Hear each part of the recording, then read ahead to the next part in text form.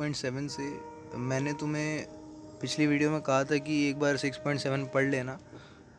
तो इस क्वेश्चन में क्या है कि तुम्हें एक सेंटर से एक स्ट्रिंग को बांधा हुआ है, ठीक है, और लेंथ एल है स्ट्रिंग की। नीचे बॉब लटका है। बॉब क्या होता है? जो पेंडुलम में होता है ना, जो एक गोल सी बॉल जैसे है ना, तो स्ट्रिंग के साथ बांधा हुआ है। It is imparted with horizontal velocity दे रखी है उसको वी नॉट, ठीक है। वेलोसिटी दी गई है वी नॉट नाम से हॉरिजॉन्टली, जिसकी वजह से वो सर्कल में घूम रहा है क्योंकि सेंटर की तरफ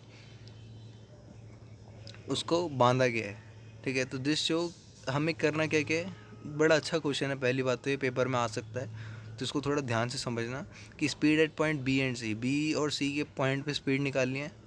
पहले हमें क्या निकालना है? वी नॉट निकालना है। वी नॉट क्या है? स्पीड एट पॉइंट ए, है ना। तो ए बी सी तीनों की निकालनी है। फिर रेशियो काइनेटिक एनर्जी निकालनी है बी और सी पे, और नेचर और ट्राइजेक्टरी पे कमेंट करना है। तो वैसे तो ये सॉल्व हो रखा है, मगर इस फिगर को थोड़ा ध्यान से देख लो कि ए पॉइंट पे ऑब्जेक्ट का वेट भी लग रहा है, टेंशन भी लग रहा है। टेंशन क्या होता है? स्ट्रिंग जो खिंचती है ना, उसको टेंशन कहते हैं, है ना। सेंटर से खींची गई है। अब देखो, वेट ज़्यादा है, टेंशन। वेट ज़्यादा होता तो गिर जाता है ना। मान लो तुम रस्सी पकड़ के लटकोगे, रस्सी टूट जाएगी। तो वेट तो ज़्यादा नहीं है, टेंशन ज़्यादा है, ठीक है, तभी लटके हुई है रस्सी। और अगर हम टॉप पे जाएं, सी पे जाएं, तो क्या होगा? टेंशन ख़त्म, ठीक है। समझ में एक बार खुद ही सोच के देखो, जब बॉल हवा में होती है तो क्या होता है? नीचे का खिंचाव दूर थोड़ी लगता है, वो तो टॉप पोजीशन पे है। जैसे टॉम एंड जेरी में टॉम जो है वो पहाड़ से भागते हुए चलता है ना, तो कहाँ होता है? ऊपर होता है। जैसे ही नीचे देखता है, नीचे गिर जाता है ना। एक तरह से उसका सिर्फ मास लग रहा है, कोई स्ट्रिंग वगैरह ने नहीं पकड़ा हुआ। सी पॉइंट पे, बी पॉइंट पे दोनों ही लग रहे हैं, वो उस पर उसकी बात करेंगे हम। मगर इक्वेशन स्टार्ट होती है हमारी यहाँ से। तो कह रहे हैं कि हमें पता है ए पॉइंट लोएस्ट पॉइंट है, तो लोएस्ट पॉइंट पे अगर हम एनर्जी निकाले, टोटल एनर्जी क्या होगा? Kinetic plus potential. अब पोटेंशियल तो जीरो है, कैसे? हाइट ही नहीं है। एम में हाइट चाहिए होती है ना, हाइट तो एल इक्वल टू जीरो है। समझ रहे हो? हम उसको बेस पॉइंट मान के चल रहे हैं, तो हमारा half M V naught square होगा। वी नॉट क्या है? वेलोसिटी एट ए जो हमने दी है। तो T A minus M G, क्योंकि टेंशन बढ़ा है, मास एम जी क्या है? ग्रेविटेशनल फोर्स, है ना। तो T A minus M ji equal to M V naught का स्क्वायर बाय एल। ये देखो, ये कहाँ से आया इक्वेशन? तुम्हें याद होगा कि जब मैंने तुम्हें पिछले चैप्टर में पढ़ाया था, या इससे पहले ही पढ़ाया था, कि फोर्स सेंटर की तरफ कैसा लगता है? M V square by R. याद आया, है ना। तो इसको हमने इक्वेट कर दिया जो फोर्स लग रहा है उससे, क्योंकि बैलेंस हो रहा है ना। तो टी ए तो टेंशन हो गई, तो ये हमारे पास आ गया फॉर्मूला ए की टेंशन का, ठीक है। अब बताओ सी पॉइंट पे क्या होगा? Half M V C square plus M two M G L, L लगेगा। अब तुम बोलोगी ये टू कहाँ से आ गया? देखो, एम जी एच होता है फॉर्मूला, है ना। हाइट कितनी है हमारी यहाँ पे? ध्यान से देखना। एल तो नीचे की मतलब डायमीटर हो गया। डायमीटर क्या होता है? Twice of radius, two L. तो वहाँ पे two L M G L लगा दिया।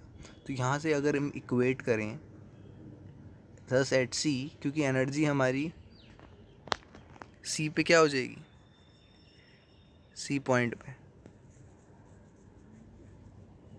M G equal to M V square C by L. क्या करा इन्होंने? इक्वेट कर दिया किसको? टू एम जी एल को इसके साथ।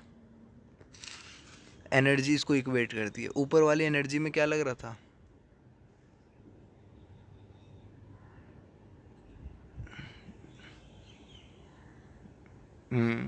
M V square M G is equals to M V square C by L लग रहा है ना। टू से टू कट गया। न्यूटन का सेकेंड लॉ ही लगाया इन्होंने। कौन से पॉइंट पे? सी पॉइंट पे। सी पॉइंट पे हमारे पास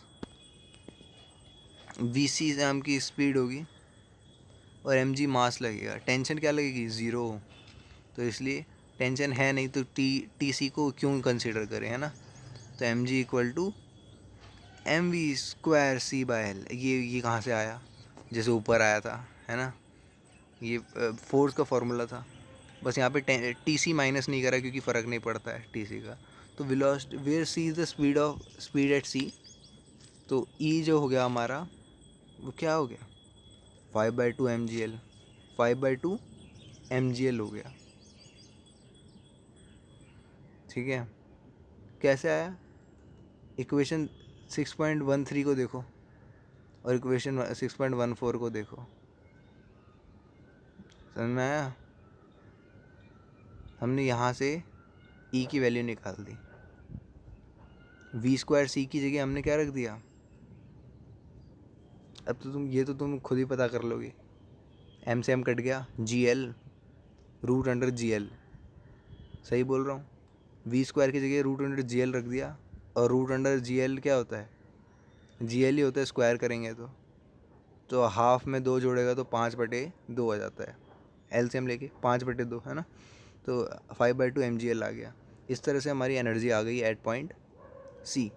equating this energy with energy at A, क्यों? क्योंकि कंजर्वेशन ऑफ एनर्जी है, एनर्जी तो कंजर्व रहेगी, काइनेटिक पोटेंशियल दोनों मिला के कंजर्व रहेगी। तो 5/2 mgl क्या हो जाएगा? mv²/2, है ना, यही तो था। वी कौन सा ही एट ए वाला है, एनर्जी हमारी हाफ mv² है ना। तो हमने यहाँ से v0 की भी वैल्यू निकाली √5gl, है ना, और हमारी vc की वैल्यू कितनी थी? √gl। देखो, है ना, जाहिर सी बात है, अभी अभी तुम्हें बताया। अब बी पॉइंट पे निकालना है हमें, तो वहाँ पे बी मान लेते हैं, वेलोसिटी जो है वी बी है, तो हाफ वी बी का स्क्वायर प्लस mgl होगा क्योंकि रेडियस है ना। हम ग्राउंड से देख रहे हैं तो वहाँ तो ग्राउंड से रेडियस ही आ रहा है, तो एल नाम का रेडियस आ गया। अब equating this with the energy at A, मान लो ए पॉइंट पे हम देख रहे हैं, हमें पता है v0 कितना है, √5gl था, है ना। तो अब स्क्वायर कर दिया तो 5gl बचा, तो इस तरह से हमारा 5/2 mgl आ गया इसको इक्वेट करने पे। अब क्या हुआ, इस हिसाब से हमारा वी बी कितना हो गया? √3gl हो गया। समझ में आता है ना वी बी कैसे आ रहा है ये? देखो, हमारा एक साइड का तो हमें पता चल गया, mgl को, अच्छा 5/2 में से एक गया कितना होता है? 3/2, 2 में से 2 कटा कितना होता है? 3, और रूट अंडर कर दो तो √3gl, है ना। ये तो मैथ्स है बेसिक। तो हमारा वी बी भी आ गया। हमने 2 काम कर लिए क्वेश्चन के हिसाब से, असल में 3 करें, तीनों की वेलोसिटी निकाली। अब रेशियो निकालना है kb/kc का, तो हाफ से हाफ, m से m तो कट जाएगा, है ना। तो vb/vc का होल स्क्वायर होगा। अब देखो वी बी पे कितनी थी वेलोसिटी एट बी, कितनी थी? √3gl। वेलोसिटी एट सी कितनी है बताओ? √gl। तो कितना हो गया? सब कुछ कट गया, 3 बचा बस, 3/1 हो गया। At point the string become slack. Slack मतलब स्ट्रिंग की तरफ से कोई टेंशन नहीं लग रही है, tension zero, and the velocity of the bob is horizontal to the left. If the connecting string is cut at this instance the bob will execute a projectile motion. ये तो जाहिर सी बात है, 9 से पढ़ते आ रहे हैं। With horizontal projection to the rock kicked horizontally from the edge of the cliff, otherwise the bob will continue on a circular path. ठीक है, एक कंप्लीट रिवॉल्यूशन लेगा सर्कुलर पाथ पे। ये था अच्छा क्वेश्चन, एक बार इसको कॉपी में करके देखना, मैंने तुम्हें ऐसी हवा में समझाया है। और एक बार इसको दोबारा सुन लेना, क्योंकि मैंने ऐसा नहीं है कि कोई पॉइंट मिस करा है, मगर तुमसे हो सकता है मिस, क्योंकि मैंने कैलकुलेशन भी ऐसी हवा में करी है। पोटेंशियल एनर्जी एक स्प्रिंग की देखते हैं। The spring force is an example of variable force which is conservative. ये बात तो हमें समझ में आता है, कंजर्वेटिव फोर्स होता है।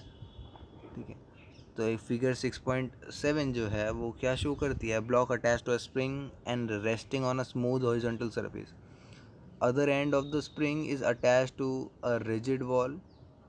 The spring is light and may be treated as massless. ये ध्यान रखना, ये कंडीशन का स्प्रिंग का मास नहीं कंसीडर करते, कैलकुलेशन कॉम्प्लेक्स हो जाती है तो नेगलेक्ट करके चलते हैं। ठीक है, तो 6.7 फिगर एक बार देख लेता हूँ मैं, यही है ना। तो कह रहे हैं एक block attach to a spring, हाँ, resting on a smooth horizontal surface. तो दिख रहा है एक ब्लॉक अटैच हो रखा है। Other end of the spring attach to एक वॉल, दीवार के साथ अटैच हो रखा है। The spring is light and may be treated as massless. तो जो स्प्रिंग है उसको हम मासलेस मान के चलते हैं। Ideal spring, the spring force F S is proportional to X. ध्यान रखना, एक आइडियल स्प्रिंग यानी एक बढ़िया स्प्रिंग जो होती है उसमें प्रोपोर्शनल होता है स्प्रिंग का फोर्स और डिस्टेंस या डिस्प्लेसमेंट कह लो, बात एक है। Where X is the displacement of the block from the equilibrium position.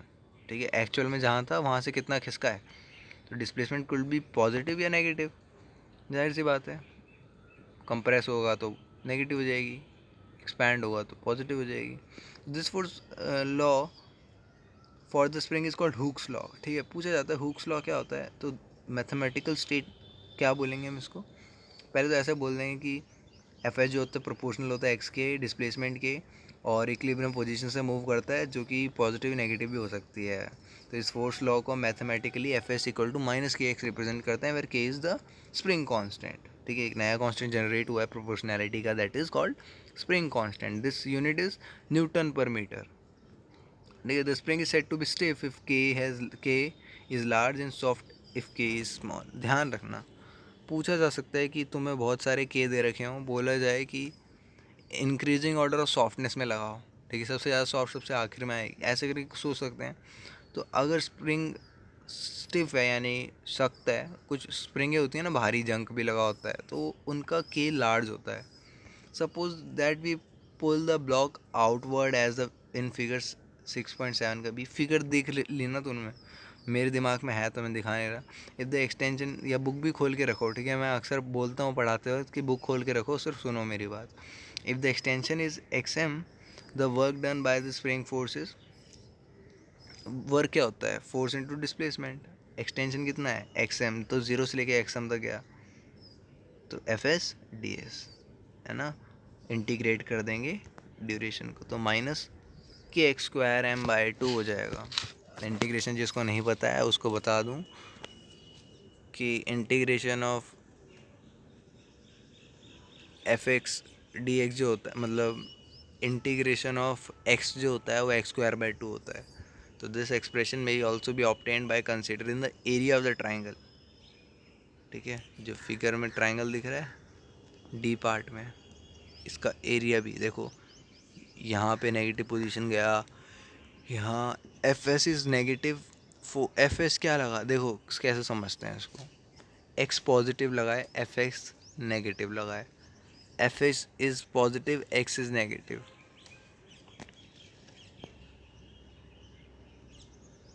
समझ रहे हो, मतलब तुमने क्या करा, फोर्स को तुमने एक्स एक्सिस की तरफ लगाया, तो छूटते ही कहाँ जाएगा वो बॉक्स, हमारा पीछे को जाएगा।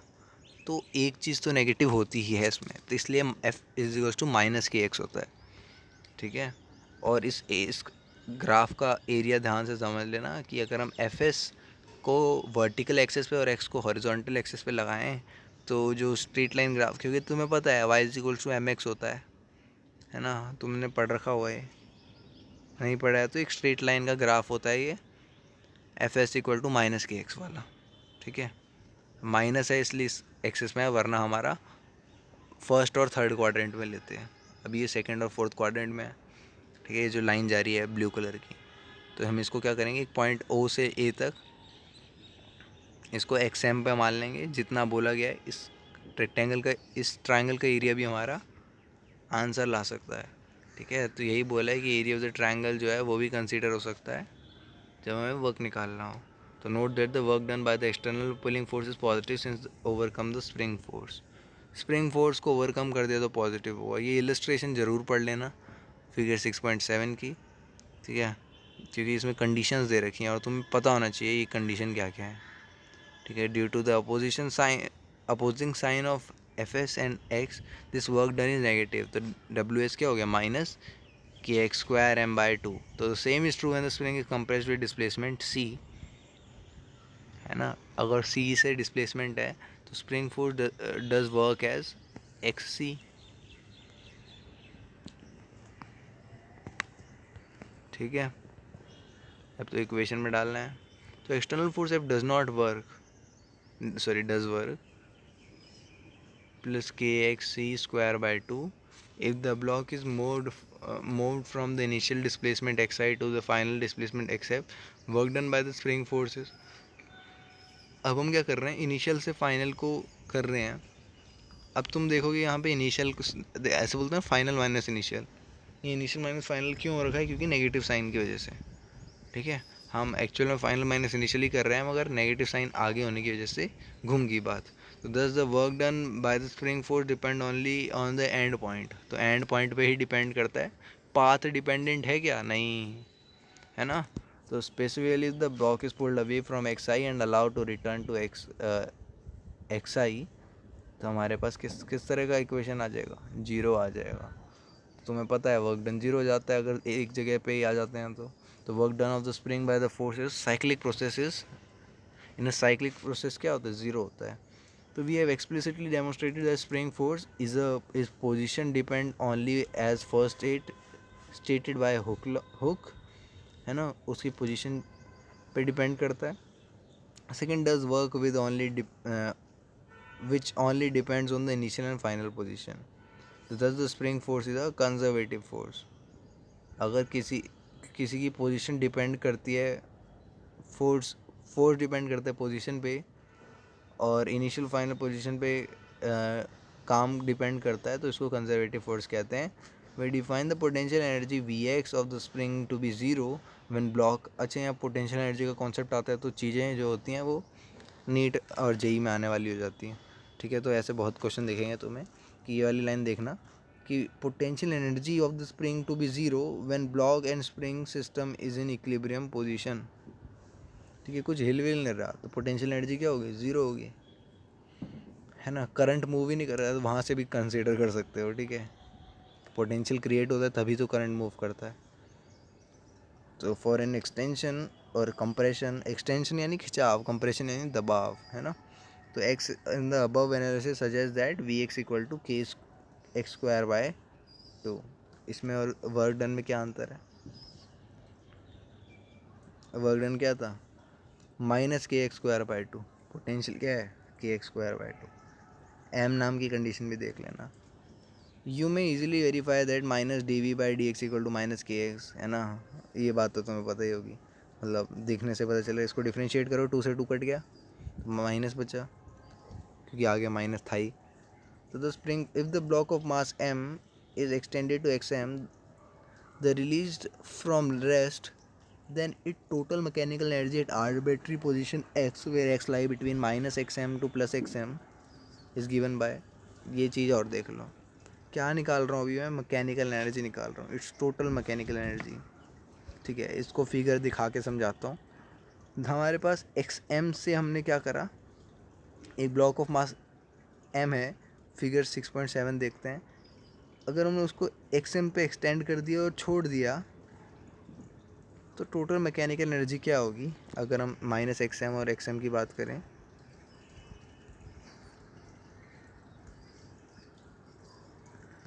तो एक्स एम है कहाँ,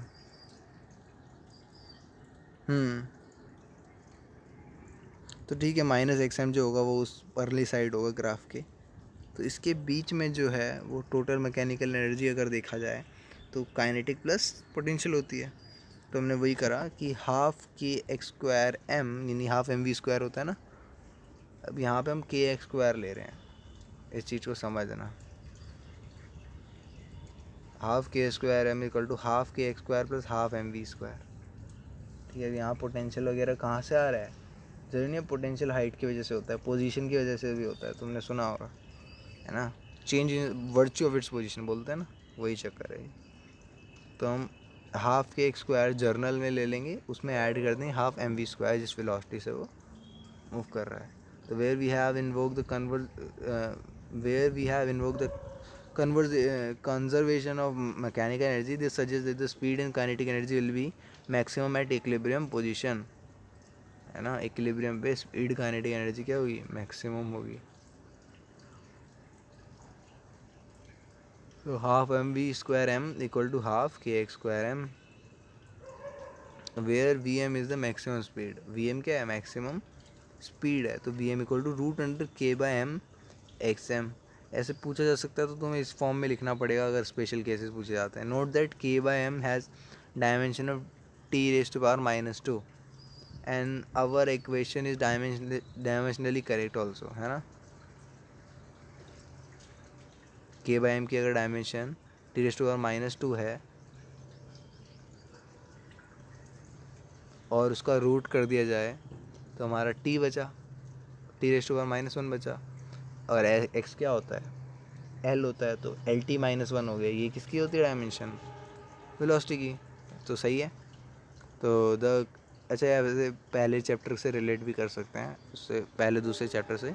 kinetic energy get converted to potential energy and vice versa, however the total mechanical energy remain constant.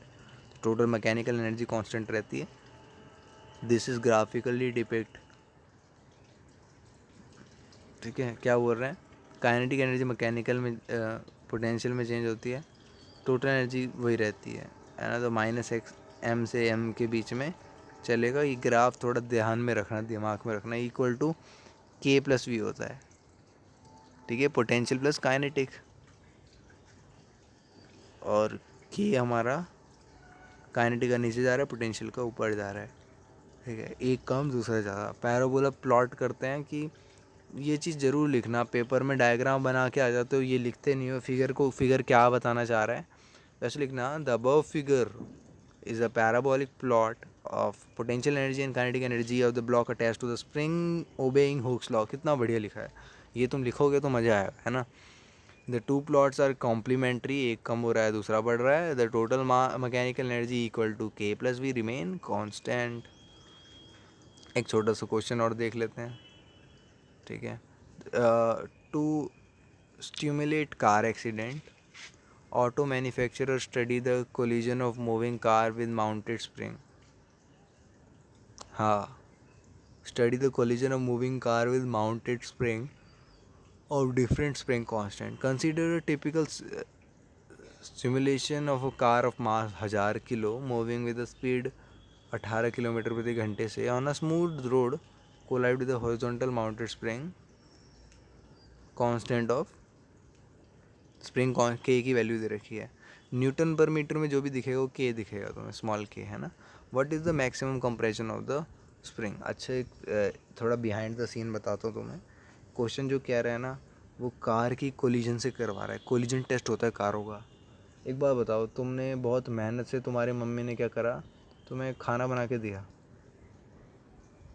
तुमने क्या करा, तुमने देखा कि नहीं यार, खाने से क्या रिलेट करूँ, बस एक काम हुआ है, बहुत मेहनत से हुआ है, या कोई नक्काशी करके किसी ने सोने का तुम्हें कुछ चेन वेन दिया, तुमने फेंक दिया उसको, हमेशा के लिए फेंक दे, तोड़ फोड़ दिया, है ना, तो कितना मतलब बुरा लगेगा। वैसे ही कुछ ऐसा होता है कारों का। एक कार बनने में लाखों करोड़ों रुपए लगते हैं, है ना, और उसको डिस्ट्रॉय कर दिया जाता है टेस्ट करने के लिए, उस कार का कोलिजन टेस्ट करने के लिए। कैसे डिस्ट्रॉय होता है, दूसरी कारों से ठुकवा के, या स्प्रिंग टेस्ट भी कह सकते हैं, जिसमें डिफरेंट स्प्रिंग कांस्टेंट के स्प्रिंग लगाए जाते हैं। एक कार को तेज़ी स्पीड में दौड़ाया जाता है और आगे जाके हॉरिजॉन्टल यानी लेटी स्प्रिंग के ऊपर तेज़ी से मारा जाता है, फिर कोलिजन टेस्ट करवाने के लिए। कारों को, नई नई कारों को तबाह कर दिया जाता है, तब जाके हमारी कार की टेस्टिंग ओके होती है। तो मैक्सिमम कंपैरिजन क्या होगी, हमें बाकी चीज़ें दे रखी हैं। तो at maximum compression the kinetic energy of the car is converted entirely into potential energy of the spring. खुद सोचो, मान लो तुम्हें एक स्प्रिंग को तुम धक्का दे, देखो यहाँ पे विजुअलाइजेशन बहुत काम आती है फिज़िक्स में या मैथ्स में। जब तुम ऐसे प्लेन वगैरह के क्वेश्चन करते हो ना, तो विजुअलाइजेशन काम आती है। मैं आंखें बंद कर रहा हूँ तो मुझे एक कार दिख रही है, रंग छोड़ो, है ना, उसको उसने क्या करा, स्प्रिंग को धक्का दिया, इतना धक्का दिया स्प्रिंग एकदम छोटी हो गई, चिपक गई, है ना। अब उस पॉइंट पे क्या होगा, सारी काइनेटिक एनर्जी रुक गई, पोटेंशियल एनर्जी मैक्सिमम हो गई, समझ रहे हो, क्योंकि अब धक्का आने वाला है तेज वाला, ऐसा कुछ। तो kinetic energy of the moving car जो थी 12mv² थी। मास हमें दे रखा है, वेलोसिटी हमें 5 आ गई। 5 कहाँ से आ गई भाई, 5/18 करते हैं ना किलोमीटर पर आवर को मीटर पर सेकंड करने में, 18 से 18 काट दो, था ना सिंपल। काइनेटिक एनर्जी जूल में आ गई, वेयर वी हैव कन्वर्टेड, हाँ देखो लिखा है ना, 18 किलोमीटर पर आवर को 5 मीटर पर सेकंड में, ठीक है। It is useful to remember that 36 kilometre per hour equal to 10 metre per second होता है। ये चीज़ ध्यान रखना, ठीक है, रट के रखना कि द 36 किलोमीटर पर आवर जो होता है वो कितना मीटर पर सेकेंड होता है? 10 मीटर पर सेकेंड। ठीक है, तो इससे डायरेक्ट शॉर्टकट हो जाता है। At maximum compression XM the potential energy VM of the spring is equal to kinetic energy of the moving car from the principle of conservation of mechanical energy. एक zero तो दूसरा maximum, है ना। तो वही हुआ V is equal to half K x square M इसलिए लिया है क्योंकि मैक्सिमम कर दिया है। इसको इक्वेट करा हमने किसके इक्वल? काइनेटिक एनर्जी के इक्वल। यहाँ से हमने ऑब्टेन कर लिया x इक्वल टू 2 मीटर। ठीक है, यहाँ पे डॉट 0 0 यानी प्रिसीजन के साथ। ठीक है, लगाओगे तो अच्छी बात है, और थोड़ा ध्यान से लगाना, टीचर 200 आंसर देख के काटना दे। तो we note that we have idealize the situation, the spring is considered to be massless, है ना, हमने स्प्रिंग का कुछ मास ही नहीं लिया। Surface has been considered to process negligible friction.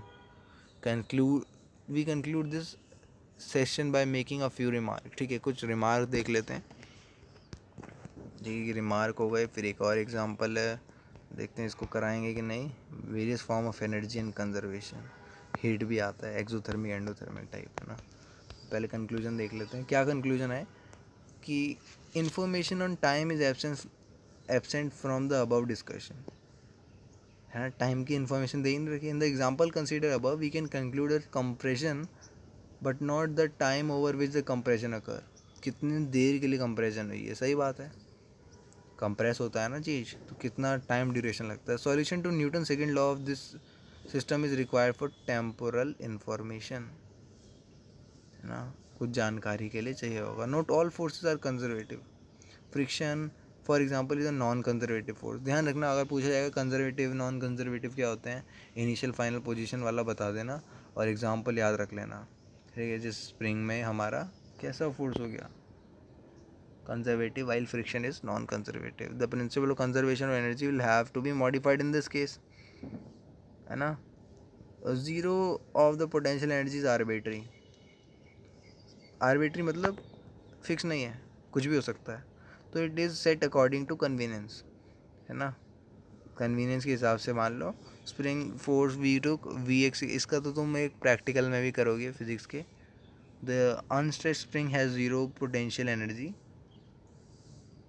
ठीक है, एक बिना खींची स्ट्रिंग की जीरो पोटेंशियल एनर्जी होती है। For constant gravitational force mg V to V is equals to. तुम्हें पता होगा कि हम क्या करते हैं, थोड़ा सा आगे खींचते हैं तो प्लस बढ़ा देते हैं, थोड़ा पीछे खींचते हैं तो माइनस बढ़ा देते हैं, यानी जिस स्टेट में वो रुका हुआ था वही हमारा जीरो था, है ना। तो for constant gravitational force mg V to V is equals to zero on the Earth's surface. In later chapter, we shall see the force due to universal law of gravitation. Zero is the best defined as infinite state from the gravitational source. However, once the zero of the potential energy is fixed in the our discussion, it must be considered adhere to throughout the discussion. ठीक है, you cannot change horses in midstream, है ना। एक बार घोड़े दौड़ गए तो फिर तुम बदल नहीं सकते। कहने का मतलब है कि एक बार जीरो बोल दे पोटेंशियल एनर्जी को, फिक्स कर देते हैं इस डिस्कशन के लिए।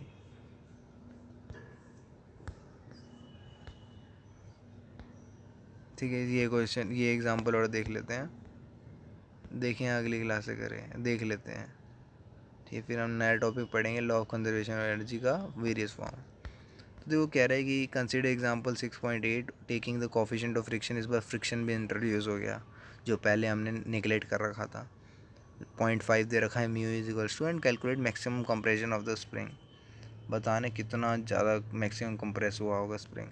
तो in the presence of friction both the spring force and friction force act to oppose compression of spring. सही बात है, स्प्रिंग और फ्रिक्शन क्या करेंगे, अपोज करेंगे। मैं तुझे धक्का दे रहा हूँ, एक तो तू दिक्कत करेगा, ऊपर से धरती मुझे इस फ्रिक्शन की वजह से दिक्कत करेगी, है ना। मैं अगर किसी इंसान को धक्का दूँ तो जनरली क्या होता है, एक तो उसका वेट आता है, और अगर फ्रिक्शन सरफेस में नहीं है तो तुम देखो पोछा लगा होता है, भाई को धक्का दो गिरता है ना। तो ऐसा कुछ हो रहा है, दोनों फोर्स लग रहे हैं। तो invoke work energy theorem rather than conservation of mechanical energy, the change in kinetic energies.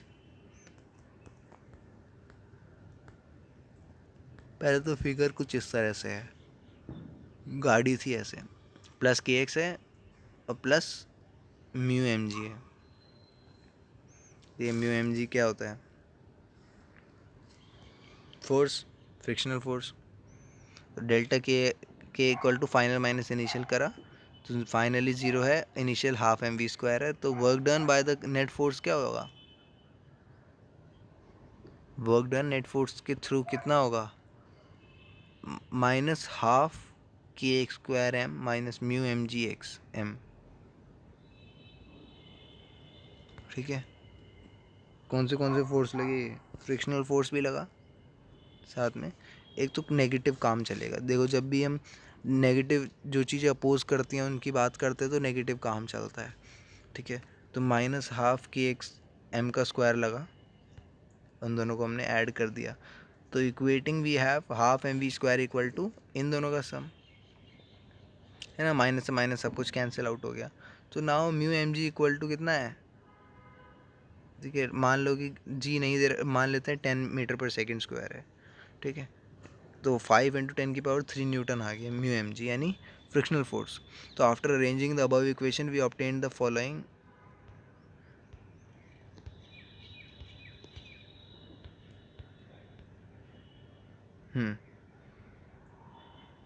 Quadratic equation मिलती है, अननोन एक्स एम दे रखा है हमें। ठीक है, ऊपर वाले को रीअरेंज करा तो एक्स एम हमारा कुछ इस तरह से आ गया रूट वूट में, क्योंकि एक्स एम का स्क्वायर था ना। ठीक है, क्वाड्रेटिक, अच्छा ये क्या करा, एक्स एम की वैल्यू का तुमने याद होगा क्वाड्रेटिक फार्मूला होता है minus b plus minus root under, है ना, बी स्क्वायर माइनस 4ac/2a करके, तो वहाँ से इन्होंने काट पीट के निकाला है। ठीक है, where we take the positive square root since x m is positive, है ना। एक्स एम पॉजिटिव है तो पॉजिटिव स्क्वायर रूट लेंगे, तो एक्स एम आ गया हमारा 1.35। ऊपर कितना आया था? 2 था, तो which expects is less than the result, है ना, जाहिर सी बात है। तो if the two forces on the body consist of conservative forces F C and non conservative forces F N C, the conservation of mechanical energy formula will have to be modified. Conservation of mechanical energy के फार्मूले को modify करना पड़ेगा, है ना, जब हम दो फोर्सेज एक नॉन कंजर्वेटिव फोर्स को भी यूज़ करेंगे। क्या है क्योंकि एक कंजर्वेटिव है एक नॉन कंजर्वेटिव है। अब सीधा मैंने कंजर्वेटिव को बोल दिया, नॉन कंजर्वेटिव को एफ एन सी बोल दिया। तो कंजर्वेशन मैकेनिकल एनर्जी फार्मूला को मॉडिफाई कैसे करा? वर्क एनर्जी थ्योरम से। तो हमने क्या करा, टोटल फोर्स कर दिया कंजर्वेटिव प्लस नॉन कंजर्वेटिव, उसको डेल्टा एक्स से मल्टीप्लाई कर दिया, उसको डेल्टा के कह दिया। ठीक है, but F C delta X equal to minus delta V, ये तो अभी अभी हमें पता है। Hence delta K plus V is equal to F N C delta X, यानी delta E equal to F N C delta X. इसको अलग से भी पूछा जा सकता है। ठीक है, कि अगर हमारे पास दो टाइप के फोर्सेस हैं तो E is the total mechanical energy over the path. This assume the formula कि फाइनल माइनस इनिशियल जो होता है वो work of non conservative force भी होता है। ठीक है, total work done by non conservative force over the path. तो note that unlike conservative force F N W N C depends on particular path I to F. एक पाथ ले लिया हमने इनिशियल से फाइनल तक, उस पर डिपेंड करता है। ठीक है, अगर हम वर्क की बात करें तो ये इक्वेशन दोबारा समझना, इस क्वेश्चन को करके देखना। तो ये क्वेश्चन में ज़्यादा कुछ है नहीं, थोड़ा सा लॉजिक है बस, और इक्वेट करना कैसे किसको है ये चीज़ समझ लेना। ठीक है, जो ऊपर वाला कंजर्वेशन वाला बताया था कि हमारा जब हमने हाफ ये वाला half M B square M equal to sorry half K square K X square M equal to half K X square plus half M V square, इसके बारे में थोड़ा सोचना। ठीक है, तो आज के लिए इतना ही रखते हैं, नेक्स्ट क्लास से करेंगे various form of energy, law of conservation of energy वगैरह। ठीक है, चैप्टर रह रहा है, चलो चालू रहेगा। बाय।